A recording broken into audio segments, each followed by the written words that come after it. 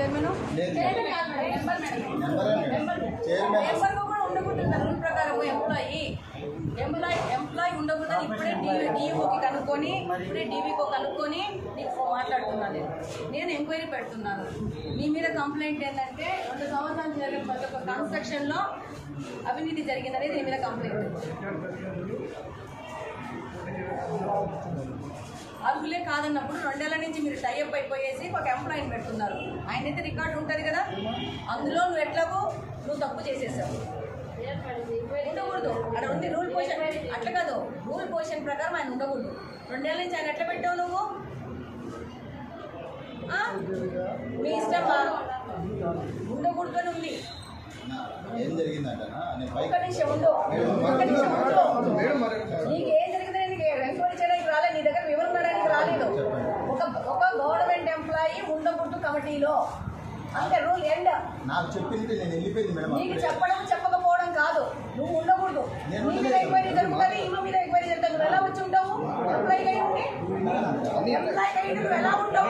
అడుగుతున్నాను. మీరు ఉద్యోగస్తులా లేకపోతే ఇక్కడ ఏమన్నా రాజకీయాలు చేస్తున్నారా? రాజకీయాలు నేనైతే చేయలేదు మేడం. అక్కడ రూల్ పొజిషన్ లో ఎంప్లాయీ ఉండకూడదు. ఎలా ఉన్నావు నువ్వు 2 సంవత్సరాల నుంచి? నేను అసలు చైర్మన్ లేను, వైస్ చైర్మన్ లేను, ఓన్లీ కమిటీ నెంబరే ఉండకూడదు అంటున్నారు. నెంబర్ గా ఉండకూడదు, రూల్ పొజిషన్ లో ఉండకూడదు అంటున్నారు. నువ్వు అసలు పోటీనే చేయకూడదు, నువ్వు దీంట్లో ఉండకూడదు. ఈ బాడీ చిన్న విషయం కరెక్ట్ కదా? నువ్వు కరెక్ట్ కదా? నీ మీద నేను ఎంక్వైరీ పెడతాను. స్కూల్లో ఉండకూడదు. పాత రికార్డ్స్ తీయండి. పాత రికార్డ్స్ ఎంప్లాయీ ఉండకూడదని రూల్ పొజిషన్ ఉంది. నేను డిఓకి ఫోన్ చేసి కనుక్కుంటున్నాను. అది చెప్పినాకనే నేను వచ్చి మాట్లాడుతున్నాను. స్కూళ్ళలో కూడా రాజకీయాలు తీసుకొస్తున్నారా? ఇంకొక వ్యక్తి పోటీ చేస్తానని అన్నాక ఆయనకు అవకాశం ఇవ్వకుండా మీరు ఎలా యునానిమస్ గా ఎన్నుకుంటారు? అందరూ ఉన్నారు మేడం. ఆ విషయం సరే, ఇది ఎంక్వైరీ పెడుతున్నాను. ఓకే, మాట్లాడతాము. ఇక్కడ జరిగిన కన్స్ట్రక్షన్ సంబంధించిన వ్యవహారాల్లో కూడా విజిలెన్స్ కి చెప్తాము ఏమేమి మిస్మేనేజ్మెంట్ జరిగిందనేది. దీని మీద దాదాపు 1 నెల నుంచి కంప్లైంట్ ఉంది. వచ్చిన డబ్బులని డ్రా చేసుకొని అవినీతి చేస్తున్నారనేది మీ మీద కంప్లైంట్. స్కూళ్ళలో ఎందుకు చేస్తారు అట్లా? పిల్లల స్కూళ్ళలో కూడా తిన్న మొదలు పెడతారా మీరు?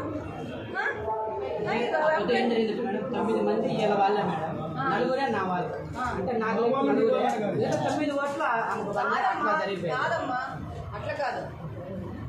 ఆ వాళ్ళల్లో ఒక్కొక్కరిని ఎంక్వైరీ చేయడంలో వాళ్ళ క్లాస్ కి అవకాశం ఇవ్వండి. అవకాశం కూడా మీరు నెంబర్లు కూడా మీరే పికప్ చేసుకుంటారా? మరి పెట్టండి, రీఎలక్షన్ పెట్టండి. రీఎలక్షన్ పెట్టండి, క్యాన్సిల్ చేసేసేయండి. బోర్డు అంతా క్యాన్సిల్ చేసేసి రీఎలక్షన్ పెట్టండి. ఫస్ట్ ఎవరు పెట్టి చెప్తే వాళ్ళు అందరూ చేతులు ఎత్తి చూడండి చెప్తారు. ఎందుకు మనం నిలబడి చేపిద్దాం ఇప్పుడు ఎలక్షన్? అట్లా కాదు, ఒక ఓపెన్ గా ట్రాన్స్పరెంట్ గా జరగాలి. ఓకే, మీకు ఇంకా జగన్మోహన్ రెడ్డి ప్రభుత్వం ఉందని అనుకుంటున్నారా మీరు? జగన్మోహన్ రెడ్డి ప్రభుత్వం పోయి 2 నెలలైంది. కళ్ళు ఓపెన్ చేసి నిద్ర తెరవండి. కాబట్టి ఒక ఎంప్లాయీని నువ్వు బోర్డులో మెంబర్ గా పెట్టుకున్నావు. నువ్వు కనీసం హెడ్ పనిచేస్తున్నావు. నువ్వు నీకు రూల్ క్వశ్చన్స్ చెక్ చేసుకోవు. ఒక ఎలక్షన్ జరిగేటప్పుడు ఏమున్నాయి నామ్స్ అని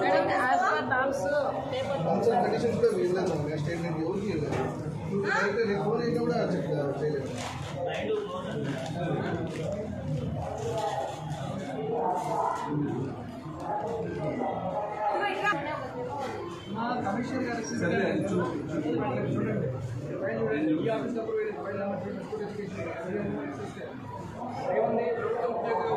తల్లి తండ్రి సభ్యులుగా పోటీ చేయవచ్చా లేదా అంటే ప్రభుత్వ ఉద్యోగి పోటీ చేయడానికి అర్హులు కాదు అని మేము నెంబర్ ఎక్సెస్ ఉందా లేదా?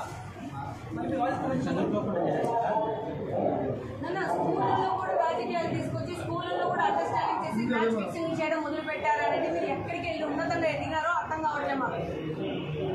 నువ్వు నీ చేతిలో పెడుతున్నా మొత్తం క్యాన్సిల్ చేసి రీఎలక్షన్ చేస్తా వచ్చి, లేకపోతే కంప్లీట్ గ్రౌండ్ లెవెల్లో నీ మీద ఎంక్వైరీ జరిపేసి మొత్తం అంతవరకు మమ్మల్ని రీఎలక్షన్ చేసేసి మొత్తం బోర్డు క్యాన్సిల్ చేసేసి రేపు నిలబడుకొని ప్రతి ఒక్క క్లాసులో ఎంతమంది ఇంట్రెస్ట్ ఉన్నారో అంతమంది పెట్టి వాళ్ళ మధ్యన కూడా ఓటింగ్ జరగాల. మీరు చెప్పినట్టు నేను చెప్పిన ఏ పోలింగ్ రీ ఎలక్షన్ కానీ పెట్టండి. మీరెవరండి? నేను చెప్పాను కదా, మీరెవరండి? నేను స్టూడెంట్స్ పేరెంట్స్ కదా. మీరు పేరెంట్ అయితే క్లాస్లో కలిగి ఇక్కడ కాబట్టి వచ్చినాం కదా. మిమ్మల్ని ఎట్లా ఎన్నుకుంటారండి? అందరూ ఎన్నుకున్నారు. మిమ్మల్ని ఎన్నుకోకుండా చెప్తున్నాను, మీరు ఇవాళ నాట్ క్వాలిఫైడ్. నువ్వు బేసిక్ అనకూడదు.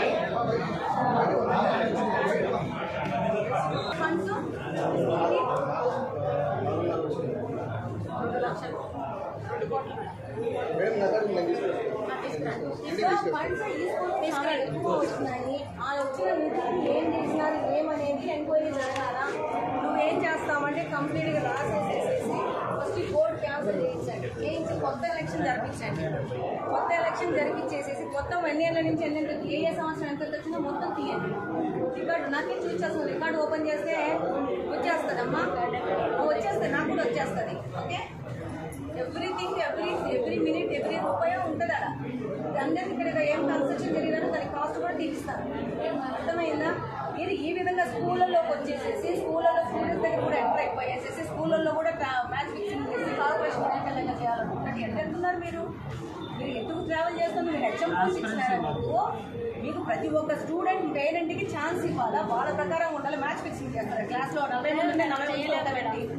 జరిగిందనే నీ మీద ఒక అభియోగము, నీ మీద అభియోగం ఎందుకు చేస్తాము? అతను వ్యక్తి నాతో మాట్లాడుతున్న వ్యక్తి కార్పొరేషన్ ఎంప్లాయీ, ఆయన చెప్తున్నాడు వచ్చి నేను నన్ను ఎన్నుకున్నారు కాబట్టి నేను మాట్లాడుతున్నాను అని చెప్పి. ఎలా ఎంటర్ అవుతాడు? సంబంధం లేదు ఇక్కడ. చేసేసి పడే తీసుకున్నారా మీరు? తీసుకోరా ఎంప్లాయీ కాదని చెప్పి తీసుకున్నారా? కేసు ఫైల్ చేయాల్సిన ప్రతి ఒక్క చర్య నేను పర్సనల్ గా నేను ఎక్స్ప్లోర్ చేస్తున్నాను. ఆయన ఎంప్లాయీ అయ్యి ఉండి కూడా ఇక్కడ పోటీలోకి వచ్చినాడు, దాని మీద ఫస్ట్ కేసు ఫైల్ చేయాలి. ఆల్మోస్ట్ 10 years నుంచి ఎంప్లాయీ, 10 years నుంచి ఇంకా ఎక్కువ ఉంది. కార్పొరేషన్ ఎంప్లాయీ తెలియదా? కామన్ అడుగుదా మేడం? బయట ఎంప్లాయీ కదా, కార్పొరేషన్ ఎంప్లాయీ.